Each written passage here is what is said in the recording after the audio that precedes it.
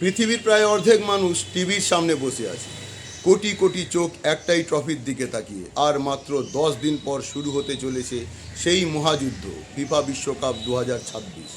এবারের বিশ্বকাপ শুধু একটি টুর্নামেন্ট নয়, এটি ইতিহাসের সবচেয়ে বড় বিশ্বকাপ।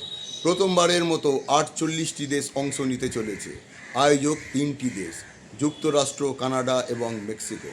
তবে সব আলো এখন পড়ছে দুই কিংবদন্তির ওপর। মেসি ও রোনাল্ডো দুজনেই খেলতে চলেছে তাদের রেকর্ড ষষ্ঠ বিশ্বকাপ। ফুটবল প্রেমীদের কাছে এটাই হয়তো শেষবার যখন বিশ্বকাপের মঞ্চে এই দুই তারকাকে একসঙ্গে দেখা যাবে। বিশ্ব চ্যাম্পিয়ন আর্জেন্টিনা আবারও শিরোপা ধরে রাখার লক্ষ্য নিয়ে নামছে। অন্যদিকে ব্রাজিলের আক্রমণে রয়েছেন নেইমার, ভিনিসিয়াস জুনিয়র এবং রাফিনিয়া। ফ্রান্সের আশা এমবাপ্পে, ইংল্যান্ডের ভরসা হ্যারি কেন ও জুড বেলিংহ্যাম, আর স্পেনের সবচেয়ে বড় অস্ত্র নতুন তারকা লামিন ইয়ামাল। তবে বিশ্বকাপ মানেই চমক।